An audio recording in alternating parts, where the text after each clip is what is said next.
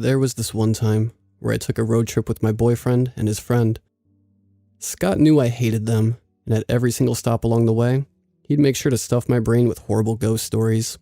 But perhaps if he hadn't done so, I wouldn't be alive today.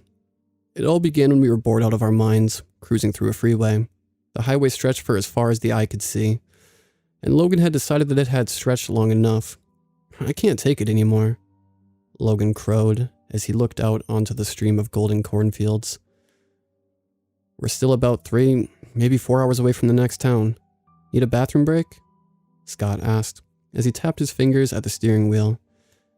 I need to be done with this. We've been at it for hours, Logan replied, sounding a bit more annoyed. Scott smiled and looked over the rear mirror at Logan. I could see their eyes meet as they partook a silent battle of wills. In the end, Logan edged his eyes away from Scott's and back into the endless cornfield surrounding us. Well, we could take a road my grandpa used to know, Scott said. The one you talked to me about in the diner? Didn't your grandfather say it was haunted? I said. Logan's eyes brightened up. Anything to save me from more hours of whatever this is. Scott looked at me and brought up an apologetic smile. It's just a story. You sure? I whispered. Scott lunged at me. His movement startled me rather than backing away. I found myself going forwards, locking my lips with his. Whoa, I heard Logan howl. Get a room, you two. Scott ended the kiss and moved back into his seat, returning his gaze to the endless road ahead. He sighed and then looked at Logan through the rear mirror. Shut it up, creep, or I won't use the shortcut, Scott barked. Logan winced and waved his hands across his face. Sorry, I'll behave. Scott's eyes strayed from the road and found mine. He smiled, and I smiled back. I had never fallen for a boy before, but I figured at that moment, those fluttering butterflies I felt in my stomach were how it was supposed to feel. Any fuzziness or warmth building inside me was immediately washed away when Scott turned the car into what appeared to be a measly half a sliver of a road heading deep into the thickets of the cornfield.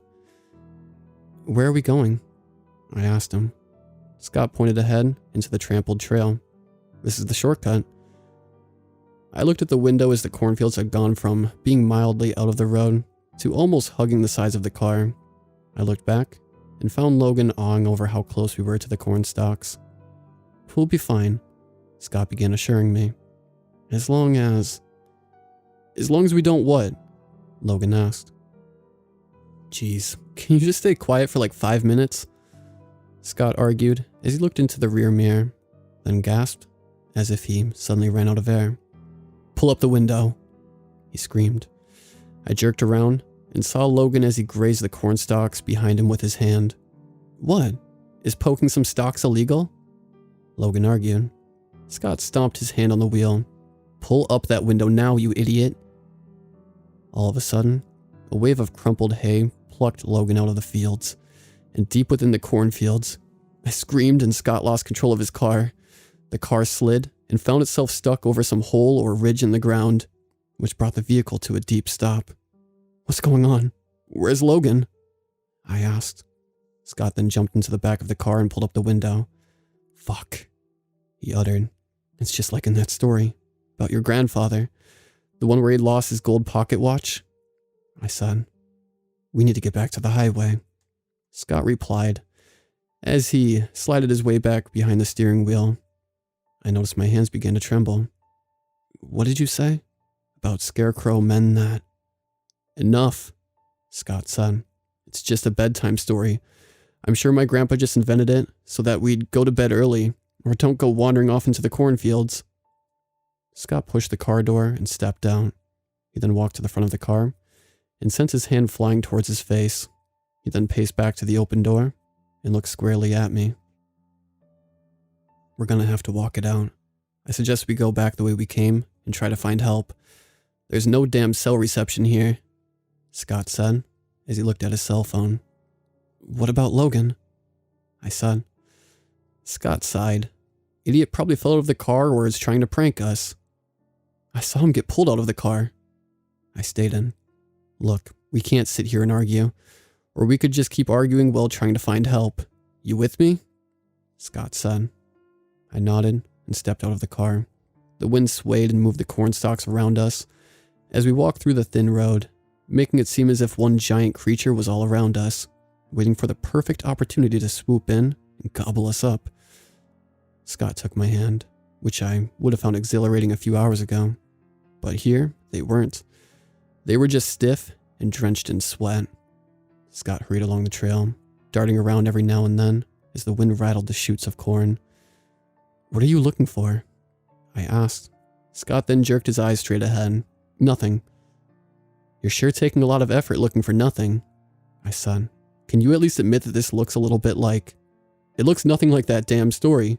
Can you just let it go? He said as he pushed away my hand. I followed closely behind him, looking to my sides every so often. Scott's usual plump skin began to look paler as sweat began to develop on the edges of his brow. Regardless of what Scott thought, it was exactly like his grandfather's story. The road became wild, arching unnaturally as we treaded hastily through it. The sinuous patches of trampled vegetation bent and turned randomly, which made Scott stop and ponder. We came this way, right? He asked, looking back at me. I shrugged. I think so. I don't remember this turn, though. Neither do I, he replied, biting his lower lip and bringing his hand to his chin. We stayed there for some minutes, looking around in a futile attempt to catch any bearings amongst the jungle of corn. As I was deep in thought, I suddenly realized that the wind had stopped. An overbearing silence ambushed us, making it heavy to breathe or think.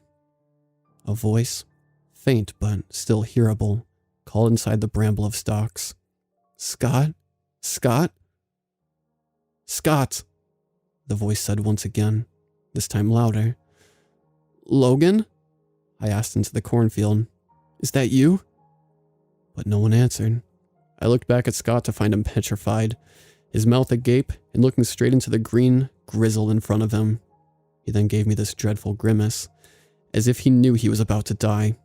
And before any of us could even move, a giant blur of clothes, hay, and dangling appendages sprung out of the cornfield and pinned Scott down. Scott! I yelled.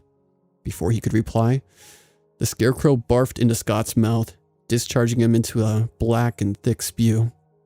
The disgusting and horrid concoction brought about beetles, centipedes, and spiders inside Scott while he tried to flail free from the scarecrow's grasp. Scott! I whimpered, trying to regain control of my legs. I couldn't move, though. My mind screamed into my skull, "Run, run, you fool!" But my whole body was as if it was shutting down from the unreal spectacle I was witnessing. It seemed as if my body had decided to let me die a horrible death, just like Scott. The thing then looked at me. It had no eyes, just dull sockets where they would normally be. The hay fiend huffed and gargled back some of the black vomit he'd rained upon Scott, then lifted himself and began to pace towards me. My legs finally responded, and by the time my brain caught up, I was cruising through the field, pushing away at the corn stalks as I tried to gain any distance between myself and that monster. I could hear it stomping behind me. Stomp, stomp, stomp. Closing, nearing. Images of being grasped by its mutilated limbs and being dragged to my death came to me. I would die, just like Scott and Logan. Finally, I was running out of breath, and its steps thundered inside my skull. I stumbled onto the ground and hit my forehead straight into the highway's concrete. I mustered my pain and crawled into the middle of the desolate road, far away from that damn cornfield. And then I saw them. Just the edge of the stalks. You could see 3 silhouettes covered from head to toe in hay, guts, and God knows what. Despite their tattered and ruined clothes, I knew at least 2 of them. The vestiges of Logan and Scott looked back at me from within the field. The third one carried a gold watch by his right pocket that grabbed an eerie sheen off the moonlight, similar to the one Scott's grandfather wore. And just like in his story, both him and his grandson had become a permanent part of that haunted maze of corn stalks.